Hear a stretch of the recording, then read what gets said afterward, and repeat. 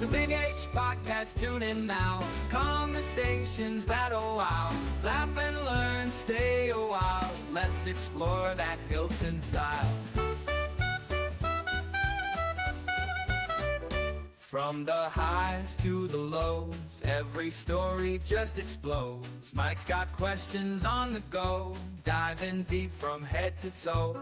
Every week the guests align, sharing moments so divine. Stay with us, the pace is fine. Every episode you'll find. The Big H Podcast, tune in now. Conversations that'll wow. Laugh and learn, stay a while. Let's explore that Hilton style.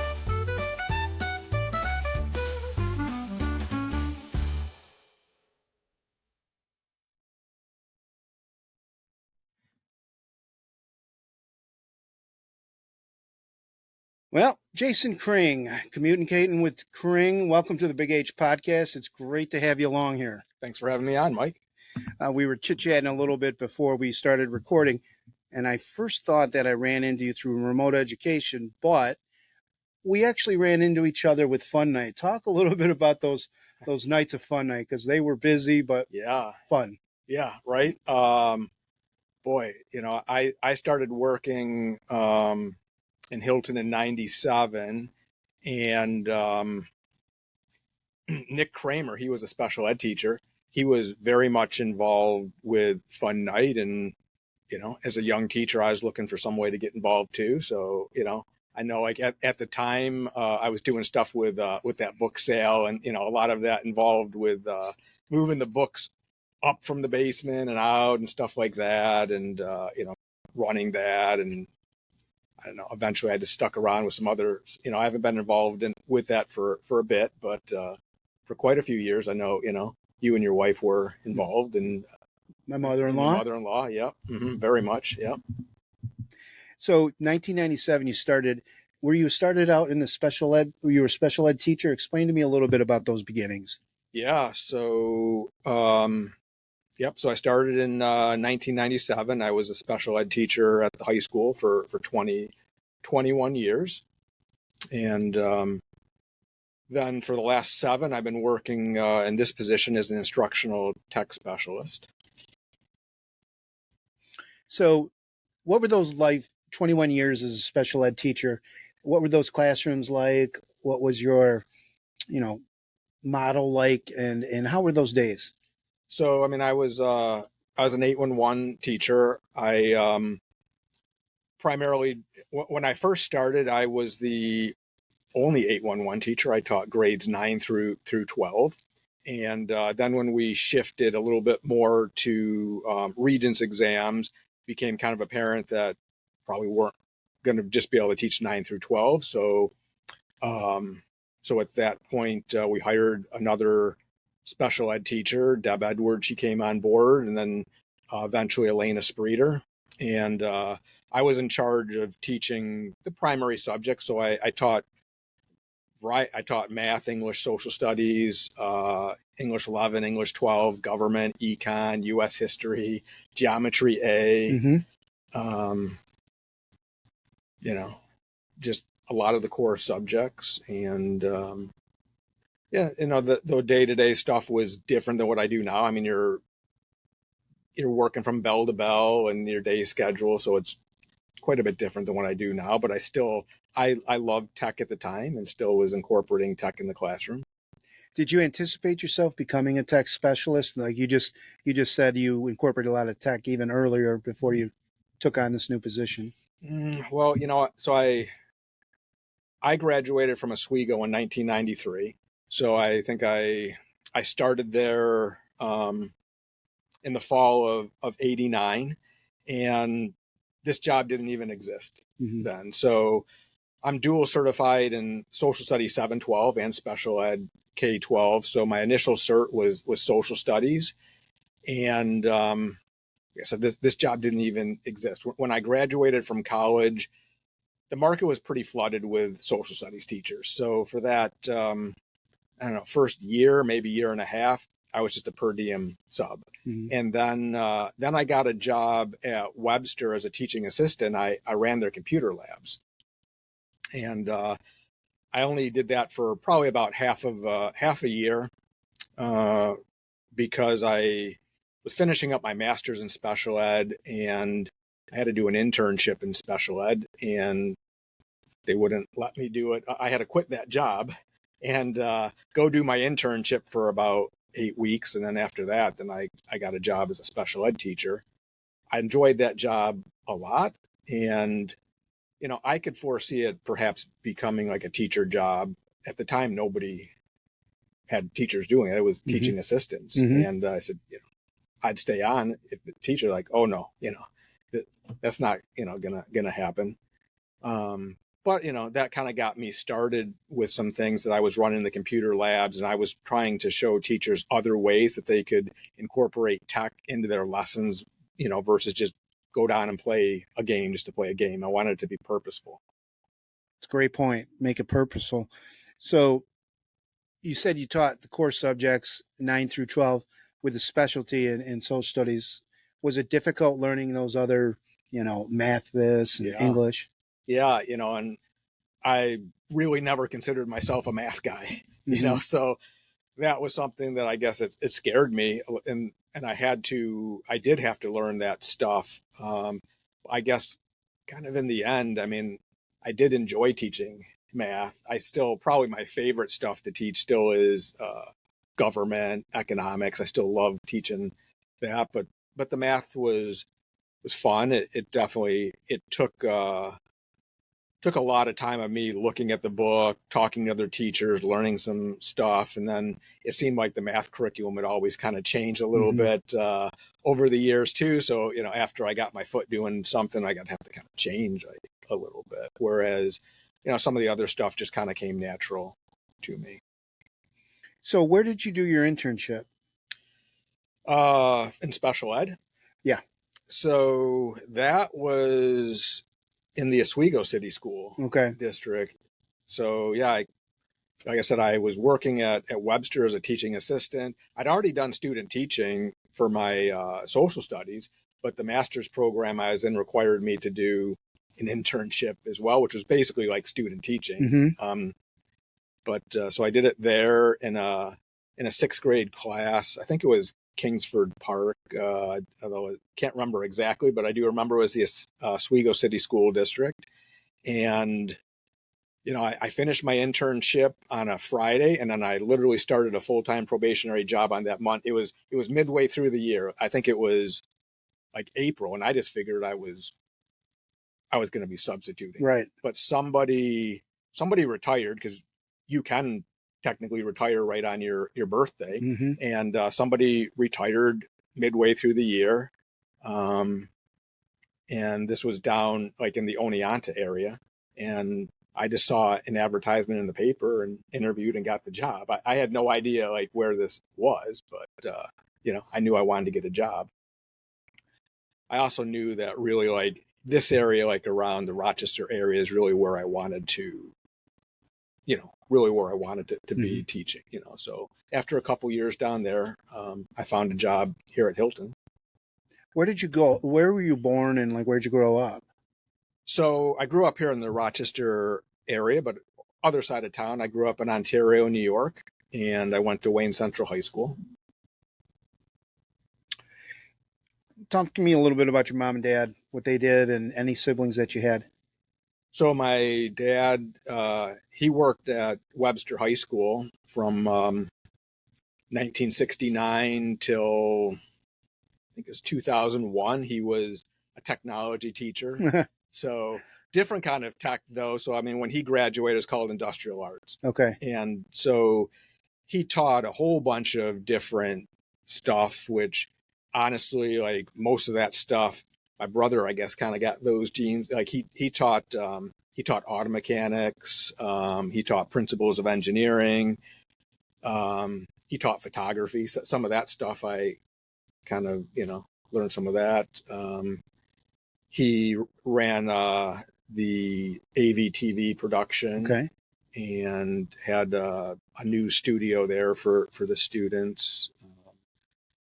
And then my mom, she was a teaching assistant, and she was a teaching assistant at the Helper and Education Center, special ed teaching assistant for a while, and then she eventually moved to Webster. So she's kind of how I ended up getting into being a special ed teacher. Well, I guess my dad also, encouraged me too with being a teacher as well. That we were by no means rich, but we had what we needed, and my dad was off, and both my parents during vacations and stuff like that to be able to go camping and things like that. But my mom, she's the one that kind of got me into special ed. She was working at the Helper and Education Center, and one summer they needed a teaching assistant. And I thought, well, it's related. At the time I had no plans to be a special ed teacher. Just thought I'm going to be a social studies teacher. But I thought, well, I might as well do this for the summer, and found out that I was pretty good at it, and I liked it. So I decided to get my master's in that and get certified. And I still figured maybe that might be an avenue to be a social studies teacher.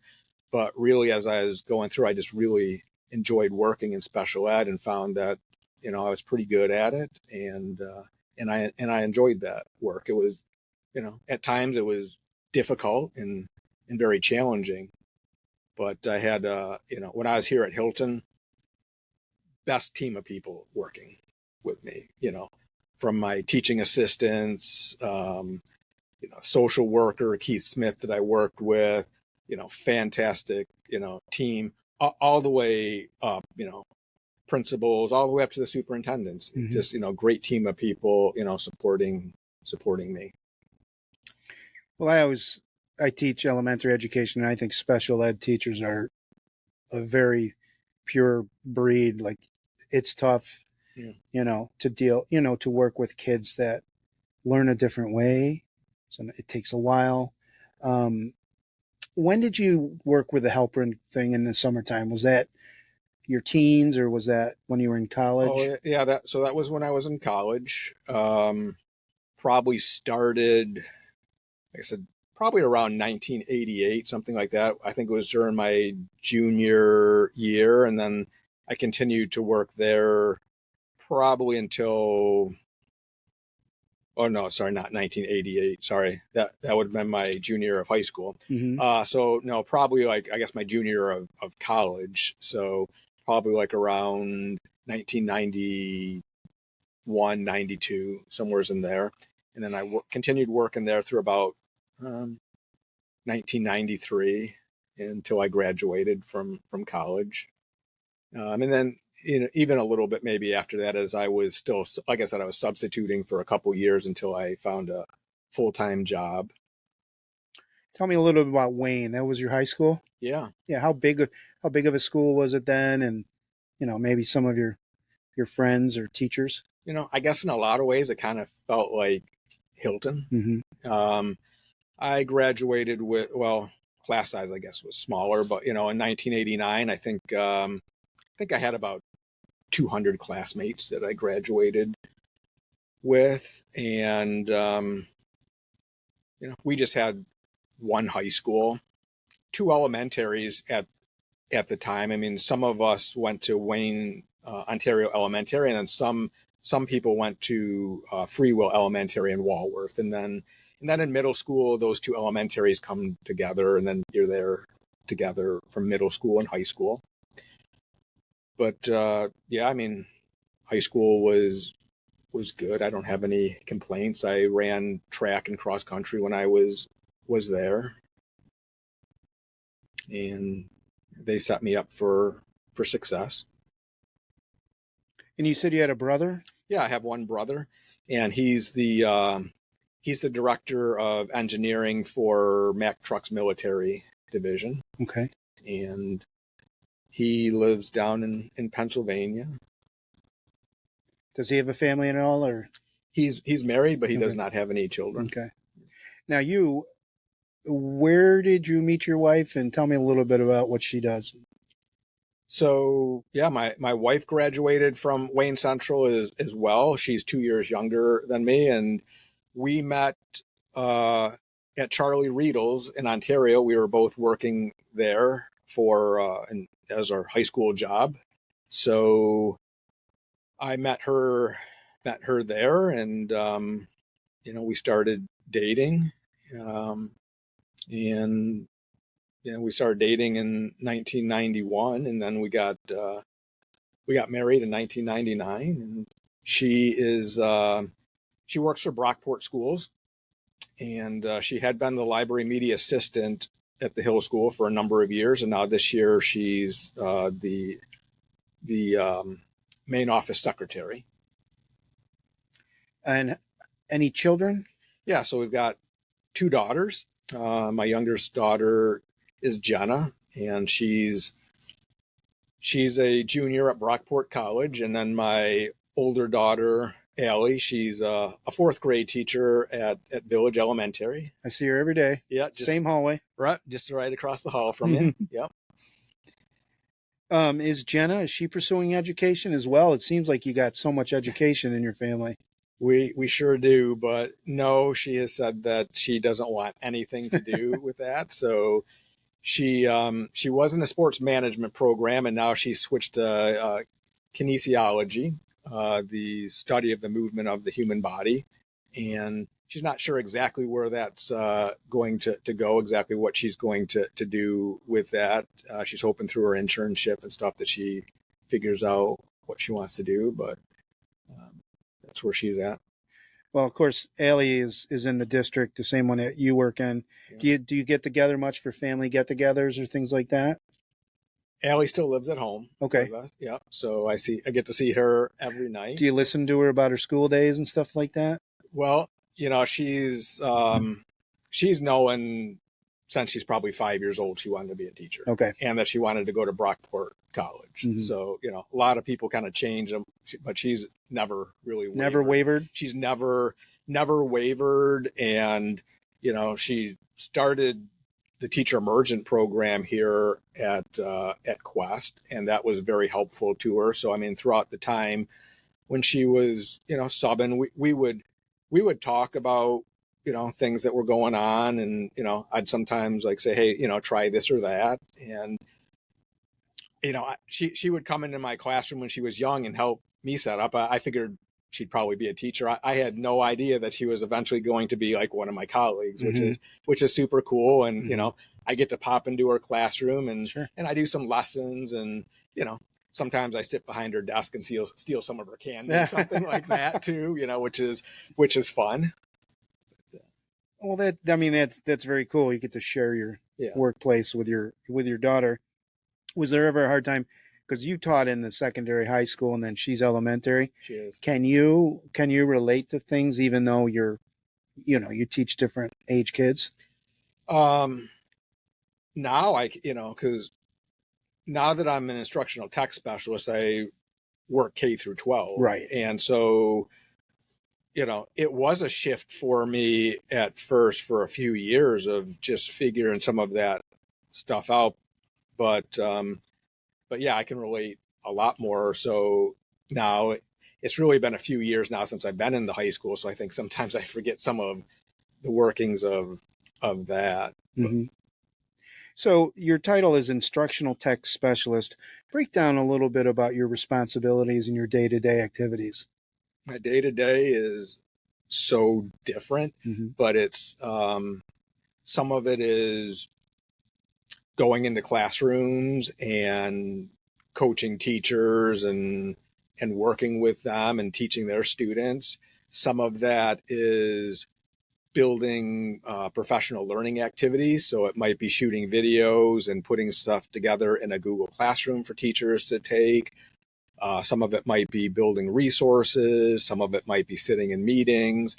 Sometimes it's just, a phone call. So I'm like, hey, I'm trying to do something and the student's, device isn't working. mm-hmm. Can you come down mm-hmm. and help me with that? So, every day it changes. And even if I look at my calendar and think, well, this is what it's going to be like, it could change on the dime. Is your office at Quest, or where do you have your office? So I've got I got an office at almost all of it. So I've got one at the middle school and Right. one at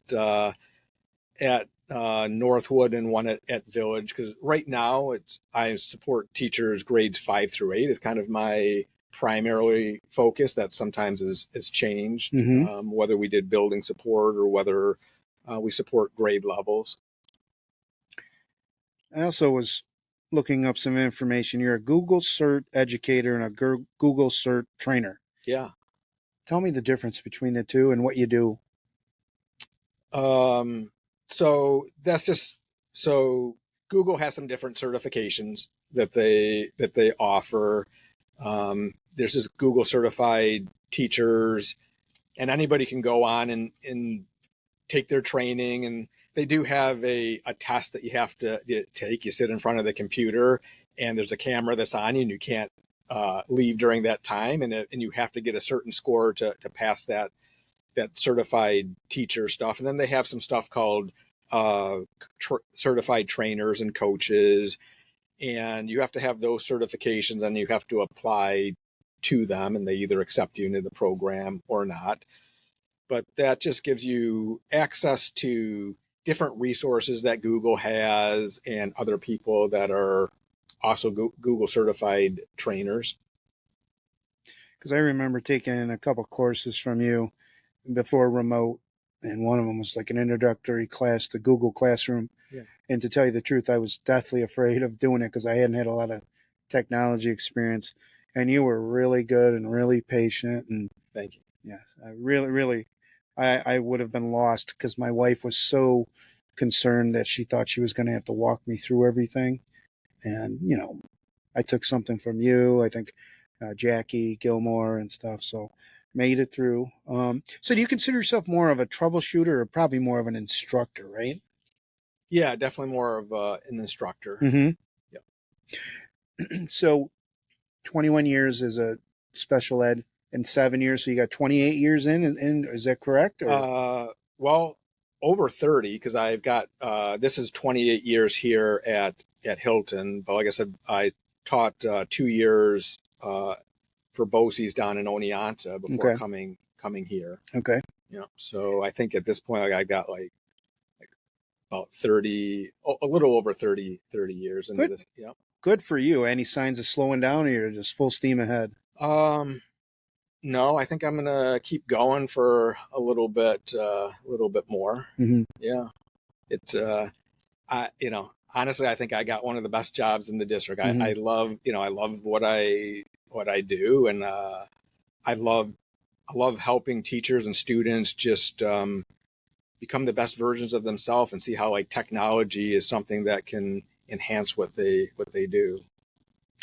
What's like a teacher that, let's say, they don't have a lot of technology experience, what's some basic things that they can do in their classroom to bring out that tech piece? Yeah, that's so I think sometimes I like to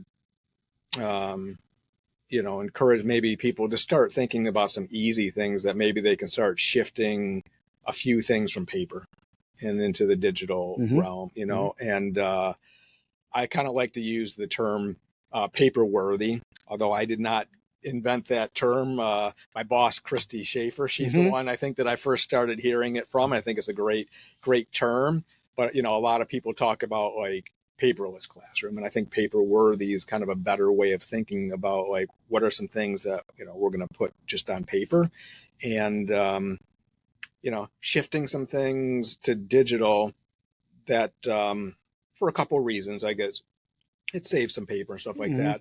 But, as far as pedagogy goes, it's a way that when you start shifting digital, you can now give quicker corrective feedback to students, and you can grade things quicker, right? And we know that that's one of the ways that it improves teaching and learning outcomes. So for a teacher just to kind of start thinking about what's one little thing that I just might be able to shift to digital, and then just kind of, because it's a progression. I think when I left the special ed classroom, I was completely paperless at that point. One of the most difficult things was math for me to figure out how to do that. And there's more tools that are available right now than when I was in the classroom. But it definitely was something that it was a slow progression, really maybe over maybe a 10-year time. It started with just a simple website and taking all my stuff and putting it on a website. So when students, when they would come in and say, "Hey, Mr. Cring, I was absent, what did we miss?" Instead of me going to the file cabinet and pulling it out, I said, "This is what you missed, but you can go to the Google Classroom and you can print it out." Right. So it was just a way to give some ownership to my students and let them, take some accountability for just finding some stuff on their own, but also knowing that, hey, if I'm not here for the day, I still have access to your material. Yeah, it's huge. And when kids miss, for sickness or whatever, have quick access to instruction, or it's just so vital. But I think that, that one summer that I just started shifting, I might have spent like 100 hours just kind of converting, just to there. Right. And then kind of the next step was making just some like instructional videos to go with it. But it was not just like flip the switch and you're ready to go. It was something that took some time, but also I loved doing it. Like it was also like I wanted to see if I could do that. I started out probably before that. Do you remember Palm Pilots? Yes. Yeah. Right. So even well before that, I was using Palm Pilots in my classroom or like one summer. I've always believed that computers really should be one-on-one. And so one summer I remember like going around to garage sales and finding old computers that I could buy for, $20-$30 that were still usable and bring them into my classroom. Or in some cases, if my students didn't have a computer at home, sometimes giving them a computer that they can use. And the same thing with Palm Pilots. I started looking for ones that I could refurbish. And then the district funded a whole bunch of new Palm Pilots. So I was kind of going one-to-one at that point with Palm Pilots. Where do you see the future of technology in education? Right now, AI is huge. That was on my list. Yeah. So I think, AI has just got a huge potential, especially as I think, about when I was a special ed teacher, that there's so many things out there that as a special ed teacher, maybe I had some text that was not accessible to one of my students. And that might be something that I would have taken that text and maybe I would have to retype it or read it and explain it to a student. And now with AI, I can easily level that text within a few seconds and put it into a digital format for a student to read. And I think that's the kind of stuff that, like, as students, right now, oftentimes staff is kind of doing that. But I think that's the kind of stuff that as some of our students leave high school, they can do that stuff on their own, that they can perhaps level the text or, have it proofread their work or just doing a variety of things to level that playing field. I think I was looking at one of your websites, the Blue Sky or your X, and there was a post that said, AI, it's not to show that you didn't cheat, it's to show that you learned. Oh, yeah. Well, yeah, I think, a lot of people are worried about cheating with AI, right? And I mean, that's a valid concern, concern for sure, right? So I think the quote that I had found on that, which is just, I'm still wrestling with a little bit, is it's not about like finding out if someone cheated with AI, but trying to, like, how can you show that learning actually happened, right? So, you could, use AI to create some papers and stuff like that. But in many cases, you're going to have to give it prompts and put some stuff in there. So, how can I prove that I learned something here? And I think that's one of the questions that people are just going to have to wrestle with a little bit, is not being concerned with like, let me see how I can prove that somebody like cheated with this, but how can I prove that they learned? Which really, like, that's what we want as educators, right? That we want to know that our kids are learning and, going out there too and just being good, hardworking citizens too, right? That care about others. Well, I liked it that you talked about using AI for leveling text, and I never thought of that. I thought But sometimes it helps me write an email or something like that. But Yeah. I kind of like that idea. And a lot of people are starting to even, so once you start leveling the text, they're finding that people are using AI for sometimes just creating some stuff, Mhm. but then going beyond and say, all right, I've got a student who's struggling to read this text at grade level. Let me level it down. But then you put in another prompt and say, what are some strategies that I can use with a struggling reader? Mhm. And so then it can give you a text at that level, but then give you some good solid examples of ways to work with students too. So now it's starting to change your teaching practices as well. Yep, 100%. Video coaching. What was your experience been with that, and have you taken any courses? And Oh yeah. So Jim Thompson, he's the guy that does a lot of the video coaching. I've been working with Jim for a number of years now, and I'm in Video 400. Just recently, Jim was invited to New Orleans to one of the utmost conferences on instructional coaching, the Jim Knight conference, and I went down with Jim, and he was helping to tell the Hilton story about how we're involved with video coaching here. Mhm. So Video 400, that's the title of the course, right? Yeah, so we have Video 100, 200, 300, 400, and those are just different teachers who are involved. So at first with Video 100, we encourage teachers to come in, and it's just a selfie project. And all we ask them to do is just record yourself teaching and look at that, and then set a goal for yourself that's something that you care about. And then they're going to work with a teacher who's been involved with video coaching already, a Video 300 or 400 coach, and they'll sit down and they'll help refine their goal, maybe help give them some resources from there. But it's really about that teacher setting a goal for themselves that they're going to find worthy. Tell me a little bit about this Ditch Summit that you did. The Ditch Summit, yeah. So that is that's something that it's an online summit that's every year. It's a free online conference. Anybody can take part on it. It's usually beginning of December, and each year there's just different presenters on there. It's really just kind of about online learning. Did you get a lot out of it? It's been I don't remember how many years it's been going on for. I mean, it's several years. I'm not a presenter at it. I've just been a participant. Right.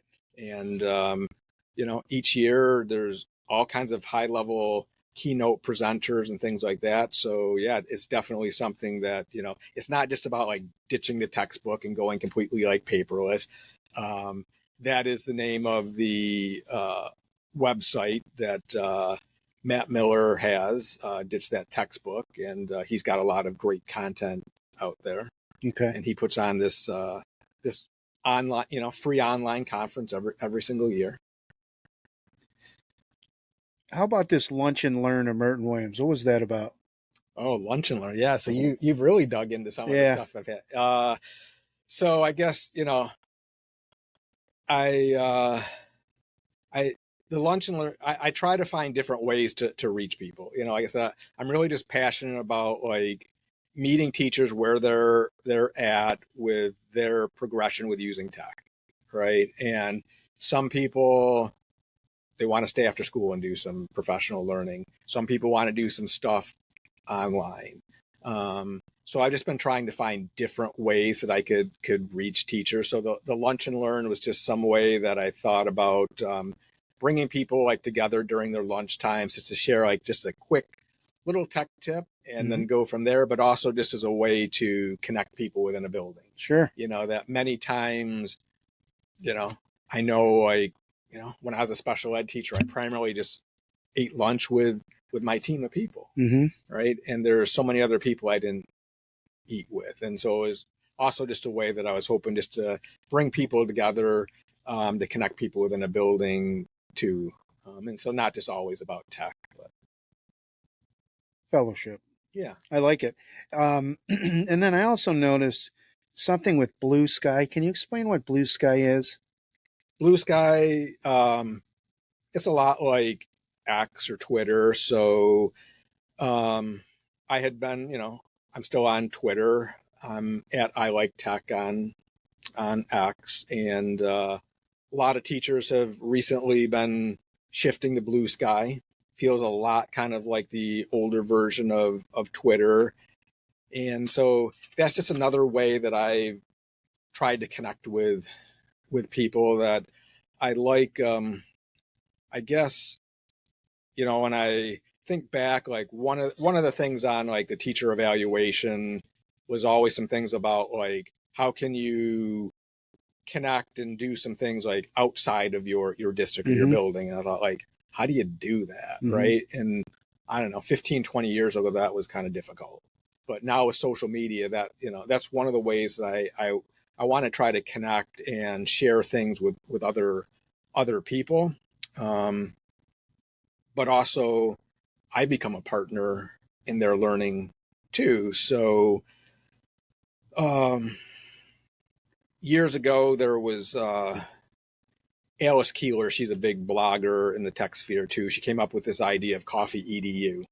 And it's this idea of educators coming together largely in a coffee house, but it could be anywhere, and really just connecting for an hour's time about kind of an unscripted education idea. And thought, hey, this is kind of a cool idea. Mike Shapanik, he's a science teacher at the high school too. He's kind of got a like-minded kind of stuff too. And he had been talking about that, and we're like, yeah, wouldn't it be cool if we got this going?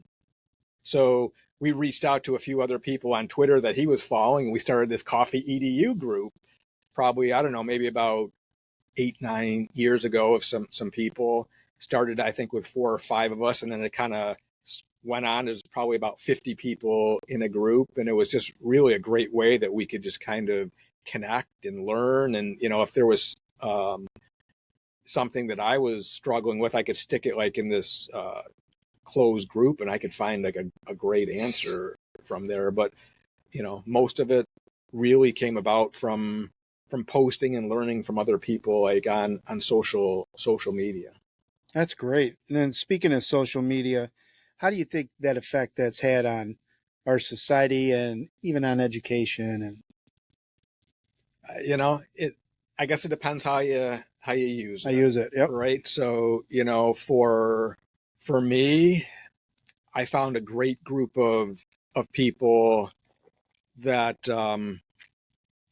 I think they kind of help elevate me, and move me from the classroom into this position and starting to think, differently. But I think it's just like anything that, the groups of people that you hang out with, I can either find people who are going to be harmful or are going to support me. So it's the same thing like in social media. I try to, surround myself with people that maybe are smarter, and I hope they're smarter than me, and they're going to raise me up is what I'm looking for. Explain to us a little bit about what Canva is. Canva is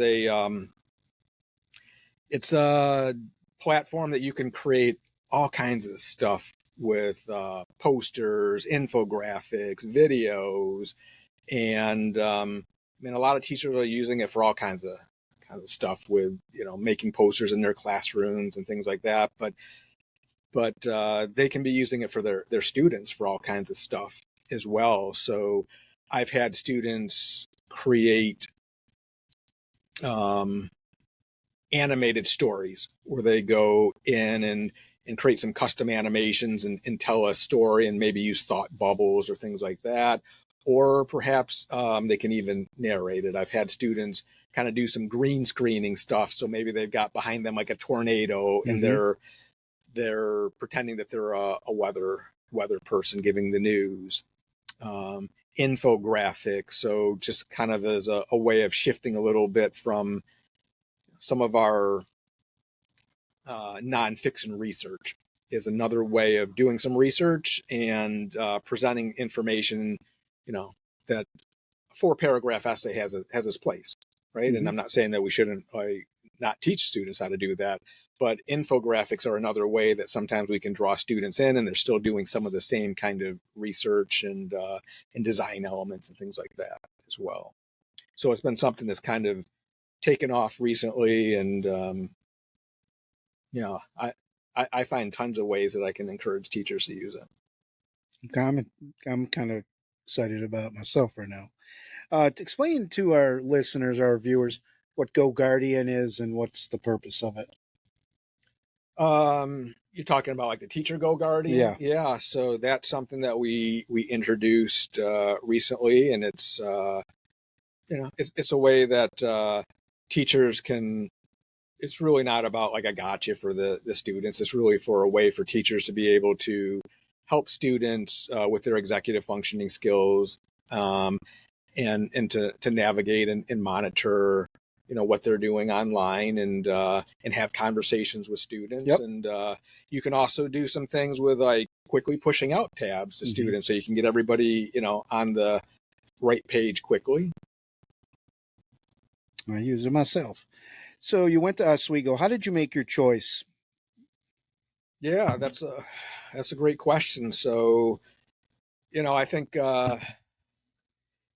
when I was a junior in high school, maybe even when I beginning of my senior year, I was thinking about being a forest ranger. Oh, no kidding. Yeah. And I think probably, maybe beginning of my senior year of high school, I realized that I like being outside and camping and stuff like that, but I'm kind of a fair weather guy, Right. like that, right? But if you're going to be a forest ranger, you got to be out there in all kinds of weather conditions. Right. And I love the Rochester area, and there would be no guarantee that that's where you're going to like be if you're going to be a forest ranger. And my mom said, "Hey, you might be a good teacher. You enjoy teaching when you're in Boy Scouts. You enjoy teaching younger scouts different things." And I always have had a passion for social studies, and thought, yeah, that might be a good fit. And so then I started looking around, and I really kind of was looking at Plattsburgh and Cortland and Oswego, and looking at those schools. I think ultimately maybe Oswego just felt right to me, but that could also be my dad graduated from Oswego from there, and my cousin did. So I know like when we'd be driving down 104, sometimes we would just drive into Oswego. So I'd been there before, and it felt good. And I think that's something that when people are looking at colleges, that's something that we should look at the major and stuff, but we should also just kind of trust our gut and look around and say, like, does this feel good to me? Because even if they got the best program and you're not comfortable, you're not going to do well there, right? So it felt good. And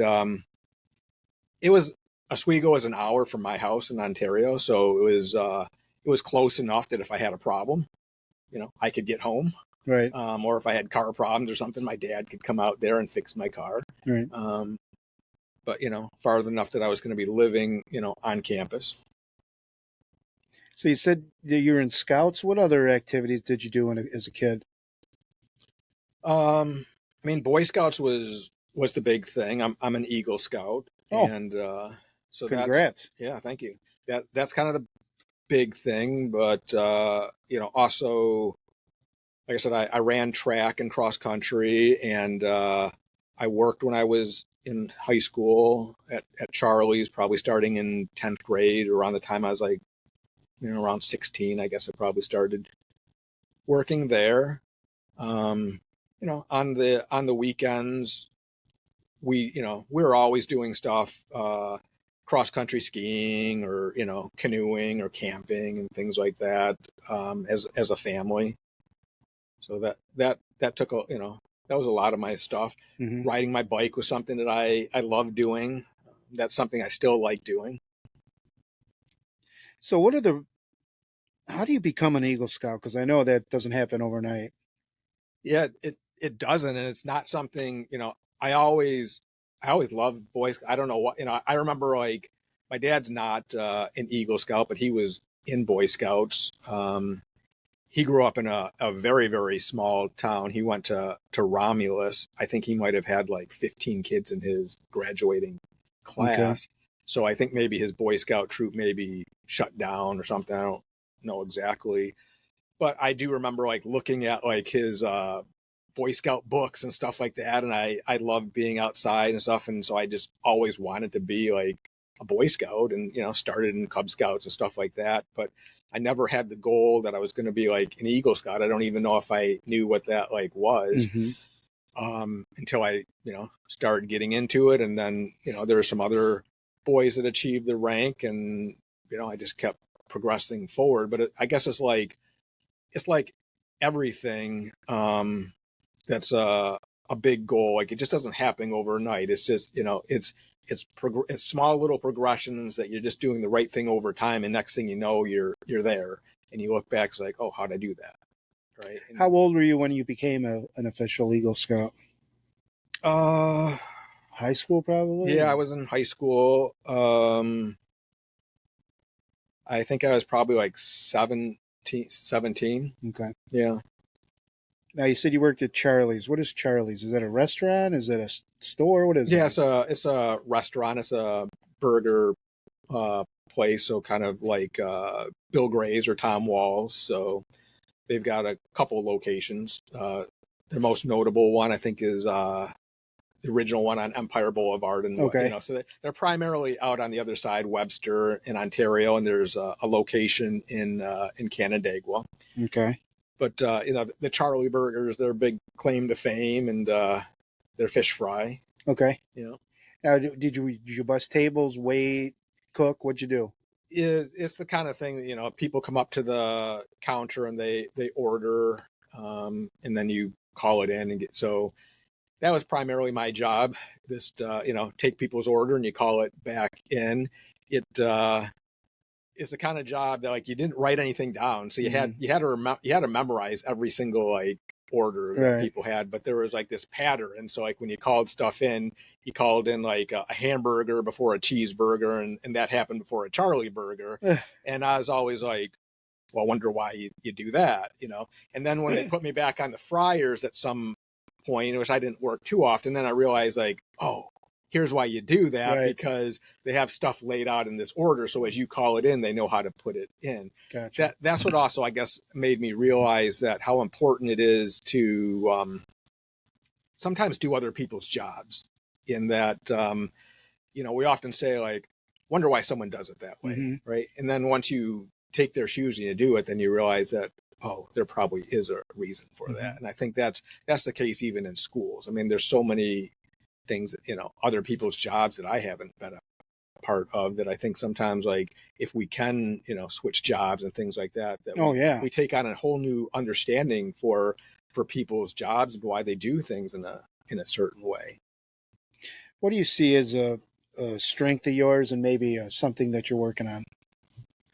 I think one of the strengths is I'm just a pretty like calm person. I get that. That it takes a lot to like rattle me. And I think that's one of the things that made me, in the job I was as a special ed teacher, I think, that's something that helped me. Right. And I think sometimes like our strengths can either be a weakness or they can be a strength, so in some situations, like this could be a weakness. So in the situation as a special ed teacher was something that like it helped me. And I think that's something that I always try to encourage my students to look at too, is just some of those other soft skills and looking at some things about like, who are you like as a person and how can you take some of those things and turn that into making you like into like a superhero. Right. And it's not just always about like that, those math, English, science, stuff like that. But what are some of those things that make you unique as a person? I like that. I like that philosophy. You're a father. What advice would you give to a young dad? It's all going to work out. Right. Right. So, yeah, I didn't know what I was doing, you know. None of us did. Yeah, I know. I mean, I remember like, you know, you're in the hospital and whatever, you know, they keep you there, you know, a couple of days or something like that, and then send you home, you know, and like, can we stay another day or so? Right, Like, right. no, you got to go home, Right. right? So, you know, I remember, you know, my mom saying, "Hey, you know, I'll be happy to come down." Like, oh, I got this, Mom. Well, within a day of being home on the phone, I'm like, Mom, can you come down? Right. And they like I said, we lived in Ontario, but when my parents retired, they moved up to the Adirondacks. So they live outside of Malone now, and so sometimes in the winter it can be pretty brutal getting down 81. And my oldest daughter was born before before Christmas in December, and luckily that winter was a very, very easy winter. So my mom's like, "Yep, I'll be right down." And, you know, she came down and you know, helped us because, you know, it's definitely overwhelming at first, but you know, everything works out. I think that calm attitude that you have also helps out. And I know, you know, my mom used to always say that too, you know, everything's going to work out in the end. And, you know, pretty much usually everything kind of does, right? So I kind of try to live by that mentality, you know, that like, yeah, everything usually, you know, ends up working out in the end. What future do you want for your children and grandchildren? I just want them to be happy and healthy and lead their best life. You know, that's what I want. Simple as that. Yeah. What are some words you could use to describe the Hilton Central School District? You've been here a long time. Yeah, I think we are a caring place, innovative. It's just we're a good community that I think kids can get a good education from. And I know, when I think back, boy, I could have I could have worked other places. You know, when I remember when like I said, I always really wanted to live and teach here in the Rochester area. And so when I started searching for some jobs up here, I think Hilton had interviewed me for a job that was starting in September, and they hired me like April or May of that previous year. And you know, somehow in between that, like some other districts found my name and they're like, "Hey, you know, we've got some openings." I'm like, "Well, I've already committed like to Hilton." And I think back now, like I'm glad I did. That it's been a place that it's given me all kinds of opportunities. I had a great career as a special ed teacher, and I've got a great career now as an instructional tech specialist. And they've given me all kinds of opportunities. So I'm glad that I, you know, worked here. Me too. All right, a few more, and then I'll let you go. Do you have a favorite food that you eat or you prepare? My wife does most of the cooking. Okay. So what's your favorite meal she prepares for you? I like seafood. I like Italian food. So I mean, I love fish fries. I like just about all kinds of like Italian food. Okay. You know, I like to barbecue in the summertime. Sure. Too, and you know, we like to do that as much as possible in the summertime. Just go out on the deck and barbecue. Favorite movie? I don't know if I have like one favorite movie. Maybe a favorite genre. Maybe, I don't know. You know, there's like, I guess just kind of like dramas and stuff like that. Yeah. I like, but that favorite movie kind of like, it's a moving target. It kind of changes over time. Favorite TV show or binge show? That changes like quite a bit too. You know, I guess recently I've been watching a lot of stuff like on YouTube. Right. So I like Abbott Elementary right now. That's a favorite show. Right.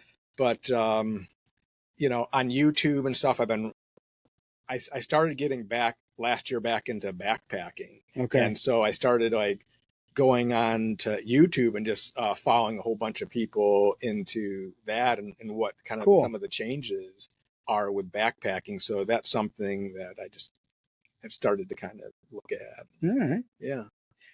Favorite book? Are you much of a reader? So I guess with books, I'm more kind of into nonfiction stuff. Most of my fiction kind of stuff I prefer to get like on TV. Most of my books I prefer to do on audio. Okay. But I do read or listen to a lot of different stuff. Most of it kind of tends to be like tech related or education related. And right now, the science of reading is something that's kind of big in here. So ironically, like in my education, you would think as a special ed teacher, I'd be like well versed in how you teach like kids how to read and stuff. But as a secondary teacher, most of that really wasn't in there. So I'm just kind of naturally curious now that that's in there. Like, how do you effectively teach like students? So I've been reading like some of those books and learning about that a little bit. Kristen Polini is going to love hearing that statement. Favorite leisure activity? I like doing stuff outside. So I like riding my bike, mountain bike. I like hiking. I just like being outside. What's on your bucket list if you have one or two items? For what, professionally? Well, no, I would think non-professionally you're retired. What do you want to do in retirement that you just don't have time for right now? Yeah, that's I don't know. That's maybe why, like I could actually retire next year. I'd be eligible to retire next year, but I just don't think right now that I'm going to. And I think some of that is I just don't know what exactly I would do like with my time. My wife still has a few more years till she retires. So I don't know. I don't want to just like sit around and watch TV. 100%. So I'm kind of trying to figure that out a little bit. Okay. And my last question, and then we'll wrap it up. If someone from history you could eat dinner with, who would it be and why? Boy, I don't know. There's a bunch. I guess it wouldn't be like one person. It would be interesting to have a whole bunch of like people. Name two there. or three. I don't care. So I'm a big Apple person. So Steve Jobs and understanding some of like that of the evolution of some of like Apple computers and things like that would be like interesting. There's definitely some historical figures like Abe Lincoln and stuff like that. It would be like interesting. Good. Well, it's been great getting to know you, and I'm glad you wanted to stay in the Rochester area because I think the Hilton Central School District is good for having you, and I don't think we want to see you retire anytime soon. For being on the Big H podcast, here's a parting gift. It is a sticker. Now, don't put that on any laptop because I know tech frowns upon that. But Jason, thank you for joining me on the Big H podcast on Communicating with Cring. Thank you to the audience. Where can we find you on social media, by the way? I just want to plug that one more time. So on X, it's at I Like Tech, and on Blue Sky, it's at Jason Cring. Okay. Well, you can follow me on YouTube and Rumble at the Big H Podcast and on Spotify, and on X at Michael Heiss, all caps with the number 17 at Michael Heiss 17. Jason, thanks again, and see you around the halls in the Village Elementary. Yeah, and I just want to thank you for honoring and telling my story and preserving my story and others in Hilton too, because I think it's important. Well, thank you. That means a lot. So thank you. That means a lot. And this has been Mike Heiss on the Big H Podcast. We'll see you real soon.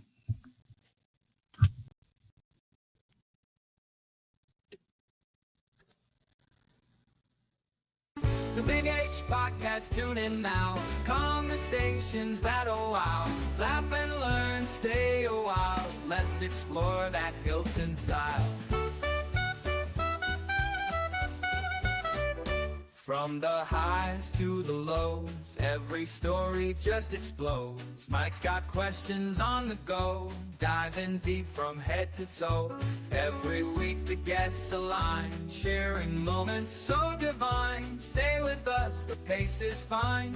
Every episode you'll find. The Big H Podcast, tune in now. Conversations that'll wow. Laugh and learn, stay a while. Let's explore that Hilton style.